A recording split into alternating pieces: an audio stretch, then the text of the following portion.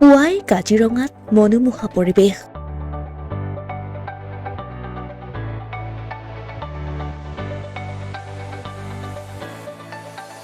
কাজিৰঙা ৰাষ্ট্ৰীয় উদ্যানত ভালুকৰ ধেমালিয়ে আকৰ্ষণ কৰিছে সকলোকে।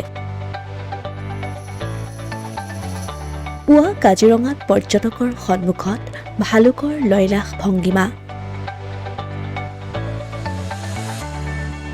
কাজিৰঙা ৰাষ্ট্ৰীয় উদ্যানত ভালুক দেখাৰো সৌভাগ্য হৈছে বহু পৰ্যটকৰ। বিভাগীয় সূত্ৰ মতে 200ৰো অধিক স্লথ বিয়েৰ বা মাটি ভালুকৰ বিচৰণভূমি হিচাপে পৰিচিত হৈছে ৰাষ্ট্ৰীয় উদ্যানখন।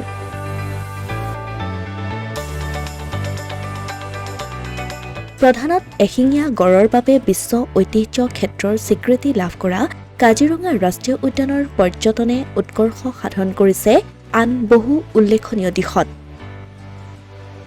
শেহতীয়াকৈ ভালুকেও দৃষ্টি আকৰ্ষণ কৰিছে পৰ্যটকৰ।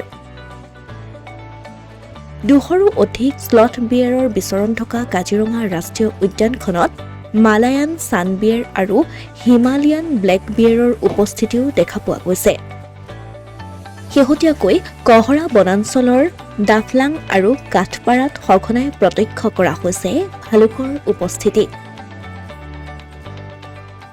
ভালুকৰ যিটো আমাৰ ইয়াত কাজিৰঙাত চাইটিংটো সেইটো কমন নহয় আৰু বহুত ৰেয়াৰ বুলি আমি ক'ব পাৰোঁ। আৰু যিসকল পৰ্যটকৰ মানে সৌভাগ্যৰ কপাল লৈ আহে তেওঁলোকেহে মানে খুব কম সংখ্যকে ভালুক দেখা পাইছে, বা আমাৰ চাফাৰীৰ লগত যিসকল জড়িত হৈ আছে গাইড বা জীপ চাফাৰীৰ ড্ৰাইভাৰ যিসকল, তেওঁলোকেও খুব কম সংখ্যকেহে কাজিৰঙাত ভালুক দেখা পাইছে। কাৰণ বিশেষকৈ ভালুকটো আমি কহৰা বনাঞ্চলৰ যিটো কাঠপৰাৰ পৰা ডাফলাং এৰিয়া এই অঞ্চলটোতে আমি সাধাৰণতে ভালুকটো দেখা পোৱা যায়, যিটো স্লথ বিয়েৰ বুলি কয়। আৰু এটা সময়ত আজি 2013-14 সময়ত এটা এষ্টিমেশ্যন কৰা হৈছিলে প্ৰায় 200ৰ ওচৰা-ওচৰি ভালুক কাজিৰঙাত আছে বুলি আনুমানিক এটা হিচাপ আছে। কিন্তু এতিয়ালৈকে চাইণ্টিফিকভাৱে তেনেকুৱা ভালুকক লৈ পেলাই কোনো পপুলেশ্যন এষ্টিমেশ্যন এতিয়ালৈকে হোৱা নাই। নিশ্চয়কৈ আৰু এতিয়া বিশেষকৈ শিমলু ফুল ফুলাৰ লগে লগে ভালুকৰ যিটো চাইটিংটো আৰম্ভ হয়, কাৰণ শিমলু ফুলাৰ লগে লগে শিমলু ফুল খাবলৈ আহে।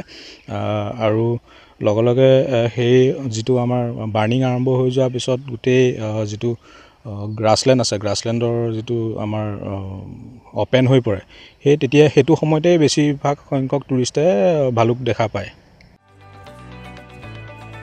অসমীয়া প্ৰতিদিন ডিজিটেল সংবাদ, কাজিৰঙা।